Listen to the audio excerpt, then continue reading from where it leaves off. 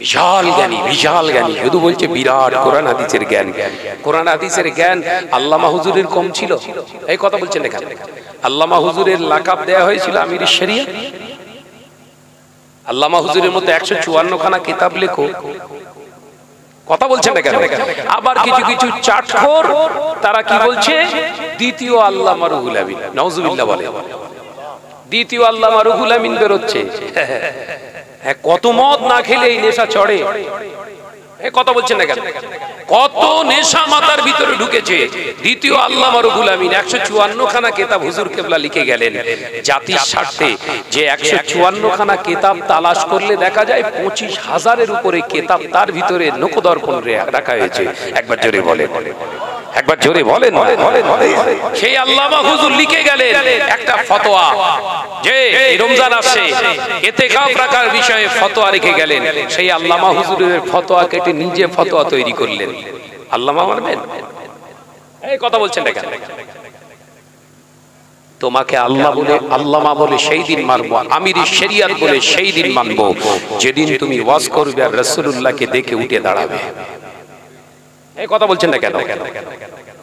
দরবারে ফুরফুরা শরীফে দ্বিতীয় দিনে ইসালে সাহেব মুসাদ্দাদ জামা বলেছিলেন, ও আমার বড় মাওলানা বাবা রুহুল আমিন একটু ওয়াজ করো।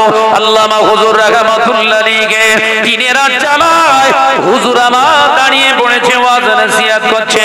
হঠাৎ দেখতে পাওয়া যায় মুসাদ্দাদ জামা আমিরুশ শরিয়াত আলা হযরত আলাদার হুজুর পীর কেবলা রাহমাতুল্লাহ আলাইহি ভক্ত মুরিদদের নিয়ে দরবারে বসে আছে। আল্লামা হুজুর ওয়াজ করতে করতে হঠাৎ উঠে দাঁড়িয়ে পড়েছে। রাসূলুল্লাহ এসেছে। হযরতে শাহ সুফি হযরতে আব্দুল মাহবুব সাহেব রাহমাতুল্লাহ আলাইহি আল্লাহু আকবার বলে ইয়া রাসূলুল্লাহ বলে চিৎকার মেরে উঠে দাঁড়িয়ে গেলেন। হুজুর আল্লাহ নবী এসেছে। আল্লামা হুজুর রাহমাতুল্লাহ আলাইহি ওয়াজ বন্ধ করে রাসূলুল্লাহকে সালাম দিতে শুরু করলেন।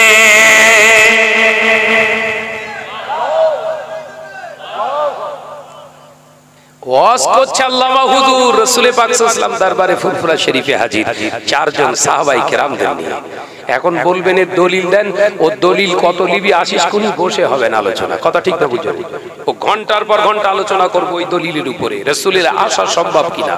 ও ওয়াহাবিদের কথাবার্তা ও আমরা নেব না, কথা ঠিক না বুঝুন? বলেন আমাদের ইয়াকিন আল্লাহ চাইলে যেমন ওই মেরাজের রাতে রাসূল পাক সাল্লাল্লাহু আলাইহি ওয়াসাল্লামকে যেমন এক মুহূর্তের ভিতরে তিনি 7 তবক আসমান পার করে দিয়ে সিদরাতুল মুনতাহার পার করে আল্লাহর আরশে আজিমে খাস তালুকে তিনি যখন হাবিবকে হাজির করতে পারেন, আদম আলাইহিস সালাম হযরতে দাউদ আলাইহিস সালাম 1 লক্ষ মতান্তরে 2,23,999 জন নবীকে যখন মুহূর্তের ভিতরে মসজিদের আকসায় রাসূলের ইমামতিতে নামাজ পড়িয়ে নিতে পারেন, ওই আল্লাহ আমার রাসূলুল্লাহ সব জায়গায় ঘোরাতে পারেন। জোরে বলেন, এতে আর সন্দেহ আছে নাকি?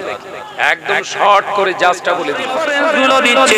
এটা ভুল হবে কি না, আপনার ভিতরে কি কোনো সন্দেহ আছে?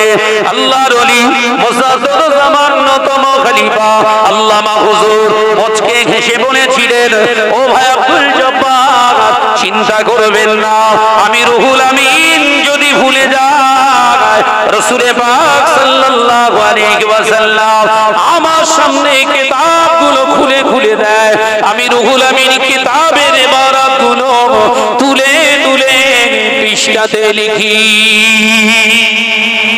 একবার জোরে বলে, আল্লামা লিখছেন আগে, রাসূলুল্লাহকে কবর পেয়েছেন। এই বলি রাসূলুল্লাহ কবর আসছে সামনে, যা মিথ্যে কথা আর পরনিন্দা করিস। রাসূলুল্লাহ দুধ থেকে ঘৃণা করে থুতে পালিয়ে যায় না তো? স্টেজে উঠলি তো পরনিন্দা ফুলজুরি হচ্ছে। এই কথা বলছেন না কেন?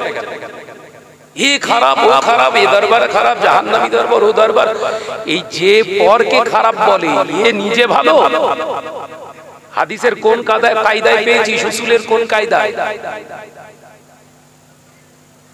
এলেম আছে, সম্মান আছে, এলেম থাকলেই হবে। হ্যাঁ, আপনার নাম শোনেননি?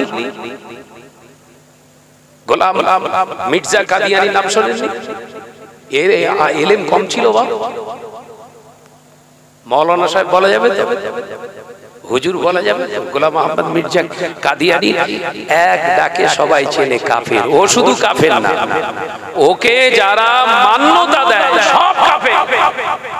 মৌলানা তো কাফের কেন? এলেম থাকলে হবে না। ওই জন্য আল্লাহ কোরআনে জানালেন আতিউল্লাহ, হে আমার বিশ্বাসী সম্প্রদায় বান্দারা, আমি আল্লাহ তোমাদের জানিয়ে দিই, ইয়া আইয়ুহাল্লাযীনা আমানু, তোমরা যারা আমি আল্লাহকে এক বলে মেনে নিয়েছো, আমার নবীকে নবী বলে মেনেছো, আমি তোমাদেরকে বলছি আতিউল্লাহ, আমি আল্লাহ আমার ইতাআত তোরা করবি, ওয়া আতিউর রাসূল, আমার হাবিবের ইতাআত তোরা করবি, ওয়া উলিল আমরি মিনকুম, ওই সমস্ত আলেমে দ্বীনের সোহবতে তোরা চলে যাবি, যে আলেমের ভিতরে শুধু ইলমটাই শেষ নয়, কোরআন হাদিসের জ্ঞান শুধু থাকা শেষ নয়, আমি আল্লাহ আমার ইতাআত আছে, আমার হাবিবের ইতাআত আছে, ইত্তেবায়ে সুন্নাতে নববীর উপরে জীবন গঠন করেছে। আমি আল্লাহ নির্দেশ দিচ্ছি ওই আলেমের কাছে তোরা চলে যা, আমি আল্লাহ আমার হাবিবকে তোরা পেয়ে যাবি। একবার জোরে হবে না নারে তাকবীর। আল্লামা হুজুর ছিলেন ওই আলেম, একবার সুবহানাল্লাহ বলেন। হ্যাঁ, আল্লামা হুজুর ছিলেন ওই আলেম। আমরা তো সবাই মুখস্থ করা আলেম। এই মুখস্থ বিদ্যা এখন তো আবার কিছু কিছু মাশাআল্লাহ সব মোবাইলে সব দেখে দেখে ওয়াজ করছে, করুক না, অসুবিধা নেই। কিন্তু এই দুটো লাইন পড়ছে যে আলেমটা, ওই দুটো লাইনের আমল যদি ওর ভিতরে না থাকে, এক পয়সার দাম নেই। এই কথা বুঝতে পারছেন না? কোরআন শরীফ সামনে রেখে ওয়াজ করা সহজ, হাদিস পাক খুলে দেখে ওয়াজ করা সহজ, কিন্তু যে কটা লাইন পড়লেন, যে কটা হাদিস শরীফ পড়লেন, ওর উপরে নিজে কি ইস্তেকামাত দৃঢ়তার সঙ্গে আমল করছেন তো? নলে এই হাদিস আর কোরআন পড়াটা পড়াই হবে, সওয়াবটা পাবেন, আখিরাতে হিসাব দিতে দিতে জাহান্নামে যেতে হবে। কথা বুঝতে পারছেন না? ভাইরা আমার, নজনেরা, যুবকেরা, ছেলেরা, বাচ্চারা, পর্দানশীনা মা বোনেরা, আলোচনা বুঝো। আল্লামা হুজুর রাহমাতুল্লাহ আলাইহি মুসাদ্দদ জামাত আমিরুশ শরিয়াত আলা হযরত দাদা হুজুর পীর কেবলা বলেছিলেন, আমার আল্লামা বড় মাওলানা রুহুল আমিন, ও নজনেরা, যুবকেরা, আল্লামা হুজুরকে তিনি লাকাব দিয়েছিলেন আমিরুশ শরিয়াত মুসাদ্দদ জামানকে বলা হতো। আজকে সমাজের বুকে মুসাদ্দদুজ্জামান দাদাজান হুজুর পীর কেবলার ওই আমিরুশ শরিয়াত লাকাবটাকে চুরি করার ধান্দা নিয়েছে কিছু আলেমেরা। ও নজনেরা, আমিরুশ শরিয়াত অর্জন করতে গেলে, শরিয়াতের নেতা আমির হতে গেলে যে মূল্যবোধ আপনার ভিতরে থাকা দরকার, শুধু এলেম থাকলে হবে না, রাসূলের সঙ্গে আল্লাহর সঙ্গে সম্পর্ক থাকতে হবে। সেটা কি তোমার ভিতরে আছে? তুমি অন্যায় দেখো, ভাইয়ের জন্য, মায়ের জন্য, বিবির জন্য, বোনের জন্য, সন্তানের জন্য, অন্যায়গুলো কি অন্যায় তুমি বলে প্রোটেস্ট করতে পারো না? তুমি কোন জায়গা থেকে শরিয়াতের আমির? এই কথা বলছেন না কেন? আমার বিবি অপরাধ করছে, আমি প্রতিবাদ করতে পারবো না, শরিয়াতের আমির? এই কথা বলছেন না কেন? ভাই অপরাধ করছে, ভাইয়ের অপরাধটা ঢাকার জন্য আর একটা কথা চাপিয়ে দিলাম, মানুষ উইলিয়ে পড়ে আছে, শরিয়াতের আমির? আপনি যখন আপনার ফ্যামিলিকে কন্ট্রোল করতে পারছেন না, ভাই ভক্তদেরকে কন্ট্রোল করতে পারছেন না, শরিয়াতের খেলাফ কথা বলছে তার প্রতিবাদ করতে পারছেন না, চুপ করে ঘাপটি মরে বসে আছেন, আপনি আমিরে শরিয়াত নয়, আমিরে শয়তান। কথা বুঝতে পারছেন না? এটা লিখে রাখেন সন্ন্যত করে। সারা জীবন চেষ্টা করলে ওলি হতে পারবেন না, আল্লাহ ওয়ালা হতে পারবেন না। হ্যাঁ, ওই ফেসবুক, টুইটার, হোয়াটসঅ্যাপ, এতে ওলি হওয়া যাবে, এতে হওয়া যাবে, আল্লাহর দপ্তরে নয়, রাসূলের দপ্তরে নয়। কথা বুঝতে পারছেন না? এখন সব ফেসবুকে ওলি বানাচ্ছে, খোঁজ নিয়ে দেখছি আইডিটা কে চালাচ্ছে? পাকা মদখোর, ওর কাছে হচ্ছে ওলি। আমি শাহাদাত যদি শরীয়তের আমির মদখোরের কাছে হই তাহলে জানতে হবে আমি কত বড়। কথা বুঝতে পারছেন? মুজাদ্দিদুল জামানের কাছে মুজাদ্দিদুল জামান শরীয়তের আমির হয়েছিলেন একটা দুটো আলেম নয়, সেই যুগ সন্ধিক্ষণে, সেই পজিশনে, সেই সিচুয়েশনে 14 থেকে 19,000 আলেমের কাছে তিনি শরীয়তের আমির বলে গণ্য হয়েছিলেন। জোরে বলেন, হ্যাঁ জোরে বললেন না? মদখোরের কাছে শরীয়তের আমির, মৃত্যু কাজ্জাবের কাছে, আর তিনি হয়েছিলেন 18 থেকে 19,000 আলেমের কাছে শরীয়তের আমির। কোন আলেম তারা? আল্লামা নিসারউদ্দিন রাহমাতুল্লাহ আলাইহির মতো, শাহ সুফি নিজামপুরী রাহমাতুল্লাহ আলাইহির মতো, হযরতে শাহ সুফি হযরতে আব্দুল আজিজ সাহেব কনকপুরী রাহমাতুল্লাহ আলাইহির মতো এই সমস্ত আলেমের আলেম ছিলেন না, সব রাসূলুল্লাহ দিদার পাওয়া মানুষ। একবার জোরে বলেন, জোরে বলবেন না? রাসূলুল্লাহ দিদার পাওয়া আলেমদের কাছে মুজাদ্দিদুল জামান ছিলেন শরীয়তের আমির। আর এখনকার শরীয়তের আমির কে? বল বাপ বাদরাম করিস না। শরীয়তের আমির কে এখন? মদখোর, জিনাখোর, দোট্টালা, মৃত্যু কাজ্জাব, এদের কাছে শরীয়তে। হ্যাঁ ভাই ঠিক আছে, তাহলে ঠিক আছে, তাহলে ঠিক আছে। আমাদের কাছে হতে পারবি না, কারণ আমরা দরবারে থেকে আল্লাহ ওয়ালাদের কাছে থেকে মানুষ হয়েছি। আল্লাহ ওয়ালা সূরাত দেখলে বোঝা যায় একজন মৃত্যু কাজ্জাব, একজন অন্যায়কারী, অন্যায় সৈন্য ওয়ালা, তার চেহারা দেখলে, সূরাত দেখলে বোঝা যায় প্রকৃত হাকিকাতে কতটা আল্লাহ ওয়ালা। ভাইরা আমার, নওজওয়ানেরা, যুবকেরা, ছেলেরা, বাচ্চারা, মুরব্বিয়ান গণেরা, রাগ করবেন না। কথাগুলো আমি শাহনওয়াজ বলছি এই জন্য, সমাজ আজকে অস্থিরতার জায়গায় তৈরি হয়েছে। মুসলমানের দ্বন্দ্ব, মুসলমান একে অপরকে দেখে গালি দিচ্ছে। ফেসবুক, হোয়াটসঅ্যাপ, ইউটিউব, তাদের মাধ্যমে লক্ষ্য করলে দেখতে পাওয়া যায় একজন মুসলমান আর একজন মুসলমানকে বাপ মা তুলে পর্যন্ত গালি দিতে দ্বিধাবোধ করছে না। এর পিছনে নেহাত খোঁজ নিয়ে দেখুন এক শ্রেণীর আলেম রয়েছে। কথা বুঝতে পারছেন না? ওই যে গালাগালি করছে একে অপরকে, এদের তদন্ত করে দেখেন ওর হুজুর একজন আলেম, ওর ইন্ধনে এগুলো কাজ চলছে। তাহলে যে আলেমের দ্বারা অন্যায় প্রতিষ্ঠিত হয় ও আলেম। কথা বলছেন না কেন? ওই গোলাম আহমদ কাদিয়ানির মতো আলেম। কথা বুঝতে পারছেন না? গোলাম আহমদ মির্জা কাদিয়ানির মতো ওই আলেম, ওদের দ্বারা অন্যায় প্রতিষ্ঠিত হবে, ন্যায় প্রতিষ্ঠিত হওয়ার কোনো জায়গা নেই। ওই জন্য আল্লাহ পাক মেনশন করে বললেন, আতিউল্লাহ ওয়া আতিউর রাসূল। আমি আল্লাহ, আমার ইতাআত এবং আমার হাবিবের ইত্তিবা সুন্নাতে নববীর উপরে প্রতিষ্ঠিত যারা যে আলেমগুলো, তাদের অনুসরণ করে তোমরা আমি আল্লাহ এবং আমার হাবিবের সন্ধান পেতে পারো। একবার জোরে বলবেন, একবার জোরে বলবেন না? বিশাল জ্ঞানী, বিশাল জ্ঞানী, শুধু বলছে বিরাট কোরআন হাদিসের জ্ঞান। কোরআন হাদিসের জ্ঞান আল্লামা হুজুরের কম ছিল? এই কথা বলছেন এখানে। আল্লামা হুজুরের লাকাব দেয়া হয়েছিল আমির শরিয়ত। আল্লামা হুজুরের মতো 154 খানা কিতাব লেখো। কথা বলছেন না কেন? আবার কিছু কিছু চাটখোর তারা কি বলছে, দ্বিতীয় আল্লামা রুহুল আমিন, নাউজুবিল্লাহ বলে, দ্বিতীয় আল্লামা রুহুল আমিন বেরোচ্ছে। কত মদ না খেলে এই নেশা চড়ে। কথা বলছেন না কেন? কত নেশা মাথার ভিতরে ঢুকেছে। দ্বিতীয় আল্লামা রুহুল আমিন 154 খানা কিতাব হুজুর কেবলা লিখে গেলেন জাতির স্বার্থে, যে 154 খানা কিতাব তালাশ করলে দেখা যায় 25,000-এর উপরে কিতাব তার ভিতরে নখদর্পণ রাখা হয়েছে। একবার জোরে বলে, একবার জোরে বলেন। সেই আল্লামা হুজুর লিখে গেলেন একটা ফতোয়া, যে রমজান আসছে ইতিকাফ রাখার বিষয়ে ফতোয়া রেখে গেলেন। সেই আল্লামা হুজুরের ফতোয়া কেটে নিজে ফতোয়া তৈরি করলেন। আল্লামা মানবেন? এই কথা বলছেন না কেন? তোমাকে আল্লাহ বলে, আল্লামা বলে সেই দিন মানবো, আমির শরিয়ত বলে সেই দিন মানবো যেদিন তুমি ওয়াজ করবে আর রাসূলুল্লাহকে দেখে উঠে দাঁড়াবে। এই কথা বলছেন না কেন? দরবারে ফুরফুরা শরীফে দ্বিতীয় দিনে ইসালে সাবেক মুসাদ্দদ জামা বলেছিলেন, ও আমার বড় মাওলানা, বাবা রুহুল আমিন একটু ওয়াজ করো। আল্লামা হুজুর রাহমাতুল্লাহ আলাইহি দিনের রাত চালায়, হুজুর আমার দাঁড়িয়ে পড়েছে ওয়াজ নসিহত করছে।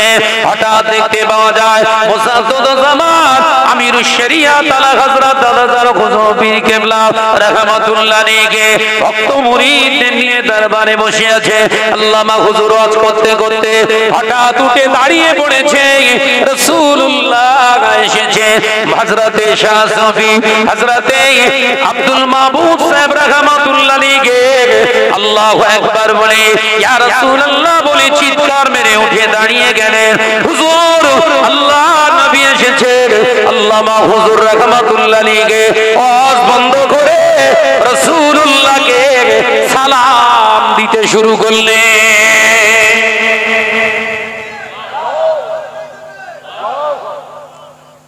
ওয়াজ করছে আল্লামা হুজুর রাসূল পাক সাল্লাল্লাহু আলাইহি ওয়াসাল্লাম দরবারে ফুরফুরা শরীফে হাজির চারজন সাহাবায়ে কেরামদের নিয়ে। এখন বলবেন এর দলিল দেন। ও দলিল কত লিবি আসিস কোনি বসে হবেন আলোচনা, কথা ঠিক না বুঝছেন? ও ঘন্টার পর ঘন্টা আলোচনা করব ওই দলিলের উপরে রাসূলের আসা সম্ভব কিনা। ও ওয়াহাবিদের কথাবার্তাও আমরা নেব না, কথা ঠিক না বুঝছেন? বলে আমাদের ইয়াকিন আল্লাহ চাইলে যেমন ওই মেরাজের রাতে রাসূল পাক সাল্লাল্লাহু আলাইহি ওয়াসাল্লামকে যেমন এক মুহূর্তের ভিতরে তিনি সাত তবক আসমান পার করে দিয়ে সিদরাতুল মুনতাহার পার করে আল্লাহর আরশে আজিমে খাস তালুকে তিনি যখন হাবিবকে হাজির করতে পারেন, আদম আলাইহিস সালাম হযরতে দাউদ আলাইহিস সালাম 1 লক্ষ মতান্তরে 2,23,999 জন নবীকে যখন মুহূর্তের ভিতরে মসজিদের আকসায় রাসূলের ইমামতিতে নামাজ পড়িয়ে নিতে পারেন, ওই আল্লাহ আমার রাসূলুল্লাহ সব জায়গায় ঘোরাতে পারেন। জোরে বলেন। এতে আর সন্দেহ আছে নাকি? একদম শর্ট করে জাস্টটা বলে দিলাম। তুই তোর ঈমান নিয়ে থাক, কথা বুঝতে পারছেন না? মুজাদ্দিদুল জামান দাদা হুজুর পীর কেবলা রাহমাতুল্লাহ আলাইহি মহব্বত করেছিলেন। তারা কেন মহব্বত করেছিলেন? তিনি আলেম ছিলেন, শুধু আলেমই নয়, আলেম ছিলেন তাই নয়, ইলমে জাহিরির সঙ্গে ইলমে বাতিনি শিক্ষার কংক্রিট একজন মজবুতি আলেমে দ্বীন ছিলেন। সেই জন্য আল্লামা হুজুর বসিরহাটে টাকি থেকে হুজুর চলে গিয়েছিলেন ফুরফুরা দরবার শরীফে মুজাদ্দিদুল জামানের হাতে হাত দিতে। তার নিজের ইচ্ছা নয়, আল্লাহ বলেছিলেন বলে গিয়েছিলেন। আল্লাহ বলেছেন, আল্লাহ বলেছেন রুহুল আমিন আলেম শুধু নয়, আতিউল্লাহ ওয়া আতিউর রাসূল আমার আবু বকরের ভিতরে আছে। যদি আল্লাহ ওয়ালা আমার প্রেমিক হতে চাস আবু বকরের হাতে হাত দে। একবার জোরে বলে। এই আয়াতে কারিমার আমল করতে গিয়ে হুজুর কেবলা দরবারে গিয়ে ধাক্কা খেয়েছিলেন। মুজাদ্দিদুল জামান চেহারা দেখে আল্লামা হুজুরকে বলেছিলেন, বাবা রুহুল আমিন পীরের হাতে বায়াত হতে এসেছো বাবা, ভেতরটা পরিষ্কার করে নাও, 40 দিন যাও সবক নাও। ইস্তেগফারের সবক দিলেন। 30 দিন পার হলো না, ঠিক 30 দিনের মাথায় 31 দিন মাথায় হুজুর আবার ফুরফুরায় চলে গেলেন। 41 দিনের আগে 31 দিনে চলে গেলেন। মুজাদ্দিদুল জামান চেহারা দেখে মুচকে হেসে বললেন, বাবা রুহুল আমিন এসো বাবা। উঠে দাঁড়িয়ে পড়লেন দাদা হুজুর। একবার জোরে বলেন, একবার জোরে বলেন। আল্লামা হুজুরকে দেখে আমির শরিয়ত দাঁড়াচ্ছে। সুবহানাল্লাহ বলেন। আলোচনা বুঝতে পারেননি নাকি? বোঝা যাচ্ছে? আল্লামা হুজুরকে দেখে আমির শরিয়ত দাঁড়াচ্ছে। সম্মান আছে না? না। আল্লাহ ওয়ালা হন, সম্মান ফেসবুকে ঘুরবে কেন? মানুষের অন্তরে ঘুরবে। এই কথা বলছেন না কেন? হ্যাঁ, আল্লাহ ওয়ালাও পর্যন্ত আপনাকে সম্মান করবে। এখন আল্লাহ ওয়ালার বংশরা আপনাদেরকে দেখতে পাচ্ছে না, তার মানে কি? সম্পর্ক কার সঙ্গে তোমার? হ্যাঁ, কথা বলছেন না কেন? একজন উঠে দাঁড়ান, একজন উঠে দাঁড়িয়ে বলুন, শাহনাজ ভাই আপনি ওয়াজ করছেন, একবার আপনি উঠে দাঁড়িয়ে বলুন, ভাইজান ফুরু আপনার বসিরহাট দরবার শরীফে এসেছি, ইসালে সাহেবে ফুরফুরা শরীফে যাব, আমরা অন্য কোনো উদ্দেশ্যে যাব না, আমার আসবো ইসালে সাহেবের উদ্দেশ্যে।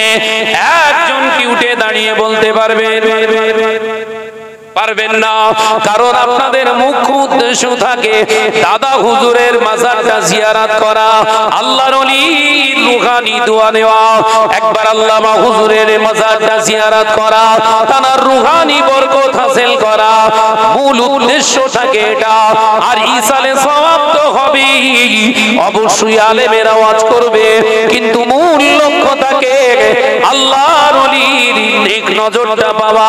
ও বাবাজি, আমি শাহনাজ এইখানে কেন আসলাম?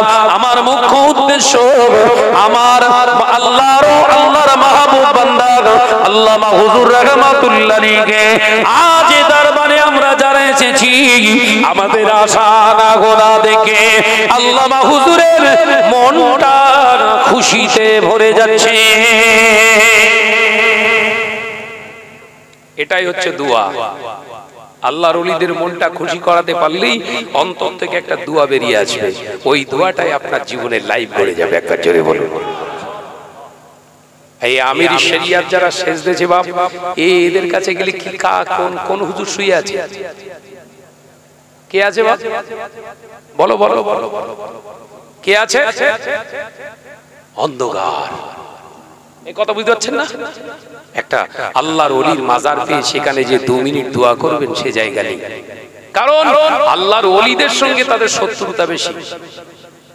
একটা দরবার বলে যে দরবারের সঙ্গে সম্পর্ক ভালো, পারবেন?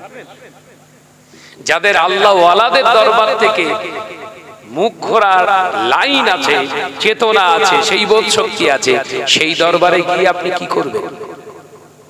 এখানে এসে চুপ করে বসে থাকবেন, আল্লামা হুজুর আপনার প্রতি একটা রুহানি দৃষ্টি, একটা বাতিনি, একটা আধ্যাত্মিক জগতের একটা দৃষ্টির টানার মাজার থেকে আপনি পেতে থাকবেন। একবার জোরে বলুন। আপনি সেখানে গিয়ে কি করবেন? কি পাবেন? কার দৃষ্টি পাবেন? ক্যামেরার ফোকাস ছাড়া কিছু পাবেন না। ভাইরা মা, নজনেরা, যুবকেরা, ছেলেরা, বাচ্চারা, মুরব্বিয়ানা গনেরা, আলোচনা আমি বাড়াতে চাই না, শুধু এতটুকু বলে দিতে চাই, আল্লাহর হুকুমকে মেনে নিন। আল্লাহর হুকুমকে মেনে নিয়ে আল্লাহ ওয়ালাদের সঙ্গে সম্পর্ক রেখে দেন। আল্লাহ ওয়ালাদের সঙ্গে সম্পর্ক রাখলে হাসরটা কিয়ামতের দিন আল্লাহ ওয়ালাদের কাতারে হয়ে যাবে। একবার জোরে হবে না? ও বাবাজিরা, আমার নবী পাক জবানে জানিয়ে দিলে, মান তাশাব্বাহা বিকওমিন ফাহুয়া মিনহুম, রাওয়াহুল মুসনাদে আহমদ। আল্লাহ নবী পাক জবানে জানিয়ে দিলে, তুমি যে কওমের যার সঙ্গে দুনিয়া জমিনে অনুকরণ করে চলবে, ময়দানের মাহশারে তার সঙ্গে আল্লাহ হাসর নসিব করাবে। ও বাবাজিরা, দরবার কেন্দ্রী আল্লাহ ওয়ালাদের সঙ্গে যদি যাতায়াত, সাক্ষাৎ, মুআমালাত আমার আপনার যদি ঘটে যায়, আল্লাহ কিয়ামতের দিন এই মুআমালাত আল্লাহ ওয়ালাদের সঙ্গে সম্পর্ক রাখার কারণে হয়তো আল্লাহ এটাই ওসিলা বানিয়ে দিয়ে আল্লাহর ওলিদের কাতারে হাসরটা নসিব করিয়ে দেবে। একবার জোরে হবে না? সম্ভব কিনা জোরে বলেন। যে আমার নওজনেরা, যুবকেরা, ওই জন্য আল্লাহ ওয়ালাদের সঙ্গে সম্পর্ক রেখে চলুন। আলেম ঠিক আছে, তুই আলেম, বিশাল বড় আলেম, খুব বুঝতে পেরেছি আলেম, তা আলেমের মুখের ভাষা এরকম কেন? নবী আলাইহিস সালাম সম্পর্কে যাদের ধ্যান ধারণা নেই ও আলেম, তাদের মান, ইজ্জত, শান সম্পর্কে যাদের ভাষার ভিতরে এখনো বহিঃপ্রকাশ হতে পারে না, ও আলেম। কোন আলেম? ওই গোলাম মোহাম্মদ কাদিয়ানী আলেম, ওই আলেমের আলেম। সাবধান হন ভাই হিসাবে, খুব সীমিত সময় আমাকে চলে যেতে হবে। হুজুর কেবলার নেক দোয়া পাওয়ার জন্য আমি আপনাদের কাছে প্রেজেন্ট হয়েছি। ওয়াজ নসিহত তো আল্লাহ অনেক করাচ্ছে, কেন আজকে এত কষ্ট করে এখানে এসে আপনাদের সামনে উঠবো এই নিয়েতে আসিনি। হুজুর কেবলার কাছে আসবো একটু। ভাইজান হুজুর কেবলা, চাচাজান হুজুর কেবলারা হায়াতে রয়েছেন, সেই ব্লাড এসে, সেই রক্তের একটা সম্পর্ক ধারা চলছে না চলে? এই কথা বলছেন না কেন? তাদের হাতে হাত দেওয়া, তাদের পাশে বসাটা আল্লামা হুজুরের রক্তের পাশেতেই বসে থাকা সমান। একবার জোরে বলে, একবার জোরে হবে না? হ্যাঁ, এই দরবারে আপনাদের মজবুত করে আমাদের মজবুত করে থাকতে হবে। সবাই ভালো হবে না জানি, হাতের পাঁচটা আঙ্গুল যখন সমান নয় সবাই সমান হতে পারে না, কিন্তু ওই অসমানের ভিতরে একটা সমান থাকতে পারে। কথা বলছেন না কেন? অসমানের ভিতরে একটা সমান থাকতে পারে, তাহলে ওই অসমানের ভেতরে একটা সমান, ওই সমানটার যদি একবার সওবতটা লাভ হয়ে যায় তাকদীর খুলে গেল। কথা ঠিক না ভুল জোরে বলেন? জি, সেই চিন্তা ভাবনা নিয়ে চলুন। আল্লাহ আমাদের সকলকে বুঝ দেন, বলুন আমিন। আরেকটু জোরে বলেন আল্লাহুম্মা আমিন। ভাইরা আমার, নওজওয়ানেরা, যুবকেরা, ছেলেরা, বাচ্চারা, পর্দার শিনা মা বোনেরা, আল্লামা হুজুর রাহমাতুল্লাহ আলাইহি মক্কা শরীফে মুসাদ্দাদ জামানের সঙ্গে গেলে হজ পাকে আল্লামা হুজুর কিতাবের ভিতরে লিখছেন, আল্লামা নিসানুদ্দিন রাহমাতুল্লাহ আলাইহি হুজুরের সাওয়ানিতেও পাওয়া যায়, আল্লাহর ওলি মুসাদ্দাদ জামানকে যদি আমার রাসূলুল্লাহ লিখেছিলেন কাছে, ও আমার আবু বকর, ও আমার আবু বকর, তুমি আমি রাসূলুল্লাহর কাছে এসে সালাম দাও। আমি নবী ওই জালের বাইরে থেকে সবাই সালাম দিচ্ছে, কিন্তু তুমি আবু বকর আমার কাছ থেকে সালাম দেবে। আল্লাহ নবী যদি রাসূলুল্লাহর ওই মাজার মুকদ্দাসের জালির ভিতরে ঢুকেছিলেন, আল্লাহর ওলিদের সঙ্গে থাকার কারণে, আল্লাহ ওয়ালাদের সঙ্গে সম্পর্ক রাখার কারণে আল্লামা হুজুরকে আল্লাহ তাআলা সেই সৌভাগ্য দান করেছিলেন, আমার রাসূলুল্লাহর মাজার মুকদ্দাসের ভিতরে তিনিও ঢুকেছিলেন। দেখেছে, পীরের সঙ্গে থাকলে আল্লাহ ওয়ালাদের সঙ্গে সেই মর্তবা পাওয়া যায়। দাদা হুজুর পীর কেবলা রাহমাতুল্লাহ আলাইহি মদিনার গভর্নর বলেছিল, যান, রাসূল পাক সাল্লাল্লাহু আলাইহি ওয়াসাল্লাম আপনার যাবার ইজাজত দিয়েছে, আপনার অনুমতি দিয়েছে। গেট খুলে দিয়েছিলেন, হুজুর কেবলার মাজার মুকদ্দাসের সামনে যে সালাম দিয়েছিলেন। একবার জোরে বলে, একবার জোরে বলবেন না? দাদা হুজুর পীর কেবলা রাহমাতুল্লাহ আমির শরিয়াত, কথা বুঝতে পারছেন না? হ্যাঁ, রাসূলুল্লাহ দরবারে গেট খুলে দেয়, সেই গেটের ভিতরে মাজার মুকদ্দাসের ভিতরে গিয়ে মুজাদ্দিদুজ্জামান আবু বকর সালাম দিচ্ছেন। সঙ্গে কে আছে? শাহ সুফি হযরতে আল্লামা হুজুর কেবলা রাহমাতুল্লাহ আলাইহি। একবার জোরে বলুন, একবার জোরে বলে। আল্লামা হুজুর লিখছে, মুজাদ্দিদুজ্জামান যখন আমার পীর আমার নবীকে সালাম দিয়েছে, আমার নবীর সালামের জবাবটা আমি আবু বকর সালামটা যখন আমার পীর আবু বকর দিলেন, আমার মুর্শিদের সালামের জবাবটা রাসূলুল্লাহ যখন দিচ্ছে, আমি কান স্পষ্ট কানে আমি শুনেছিলাম, আমার কর্ণ আমার জায়গায় জানিয়ে দিয়েছিলেন রাসূলুল্লাহর সালামের জবাবটা আমি রুহুল আমিন নিজে কানে শুনতে পেলাম। সুবহানাল্লাহ, নারায়ে তাকবীর, নারায়ে তাকবীর। চিন্তা করতে পারছেন? তাহলে দাদা হুজুর পীর কেবলার সঙ্গে সম্পর্কটা করেছিলেন বলেই তো রাসূলুল্লাহর, এই কথা বুঝতে পারছেন না? কার সঙ্গে সম্পর্ক করবে? ওই যে বলে ওই দরবার জাহান্নামী, ওই দরবার জাহান্নামী, হে বুড়ো শকুন, এদের কাছে গেলে কি শিখবেন আপনারা? তরিকা সবক শিখবেন না গালাগালি? এই কথা বলছেন না কেন? ওই লেভেলের হবে, কারণ যে গাছ লাগাবেন ওই গাছের ফল সেই রকম হবে। বাবা, ভাড়ে যা থাকবে উবুর করলে কি বেরোবে? তাই বেরোবে। যার ভাড়ে যা আছে, পরনিন্দা গীবত গিল্লাত ছাড়া ভাড়ে কিচ্ছু নেই। এই কথা ঠিক না ভুল জোরে বলে? এ খারাপ, ও খারাপ, সে খারাপ। কোন আলেমকে কোন আলেম এক এলাকার আপনার মানুষরা দাওয়াত দিচ্ছে, ওই আলেমকে দাওয়াত কেন দাওয়াত দিতে কেন? ও কি জানে? এই যে অহংকার, তাকাব্বারি, অহমিকা, এটা কোন আলেমের ভিতরে ফুটে উঠতে পারে না, কোন হক আলেমের ভিতরে এটা থাকতে পারে না। মুজাদ্দিদুজ্জামান দাদা হুজুর পীর কেবলা রাহমাতুল্লাহ আলাইহি একজন খাস মুরিদ ছিলেন, তার নাম শাহ সুফি হযরত আব্দুল মাহমুদ সাহেব রাহমাতুল্লাহ আলাইহি। খুব আধ্যাত্মিক জগতের মানুষ ছিলেন। হুজুর কেবলা দরবারে যখন তিনি আসলেন, তিনি খুব উচ্চ শিক্ষায় শিক্ষিত ছিলেন না, কিন্তু মুজাদ্দিদুজ্জামান তানাকে দেখে সম্মান করতেন। একবার জোরে বলুন, একবার জোরে হবে না? যে তার মানে একজন প্রকৃত মুহাক্কিক আল্লাহওয়ালা আলেমের কাছে সব মানুষ কিন্তু সম্মানের পাত্র হয়। কথা বুঝতে পারছেন?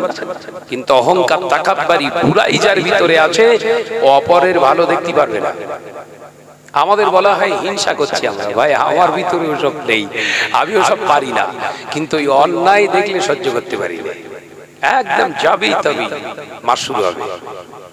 কথা বুঝতে পারছেন না? এই 17 বছর আমি ওয়াজের লাইনে আছি, আপনারা জানেন কম বেশি। এই 2 বছর কেন এরকম কথাবার্তা বেরোচ্ছে আমার, 15 বছর আগে বেরোয়নি কেন? এই কথা বুঝতে পারছেন না? তখন এই আলোচনা প্রসঙ্গে সব জবানে কুলুপ ছিল, গোপনে গোপনে কাজ ছাড়ছিল, যেই হাইলাইট হয়েছে অমনি ঝাপটা শুরু হয়েছে। আমার স্বার্থে তো আমি করি, আমার দাদা হুজুর সিলসিলা মুর্শিদ আল্লামা হুজুরের রেখে যাওয়া রক্ত পানি করা এই বাগানকে যারা নষ্ট করে তছনছ করার চেষ্টা করবে, আমরা ছেড়ে দেবো? এই বলেন, আপনারা বলেন ছেড়ে দেবো? হাত উঁচু করে বলেন ছেড়ে দেবো? চোখের সামনে সিলসিলা দাদা হুজুর পীর কেবলা মুর্শিদ আল্লামা হুজুরদের আওলাদদের গালাগালি করবে, ছেড়ে দেবো? এই জোরে বলেন। তোর ভালো লাগে না আসিস নে, আসতে হবে, কিন্তু গালি দিলে জানবি ও গাল আবার ফিরে তোর গায়ে লাগবে। তুই ভাবিস নে সবাই সমান। কথা ঠিক না ভুল? জোরে বলেন। যে আমার নওজওয়ানেরা, যুবকেরা, তাই এই দরবারে আমরা সকলেই মওতের আগ পর্যন্ত শুধু নয়, আমাদের আলাওলাদদেরকেও শিখিয়ে রেখে যাব। সব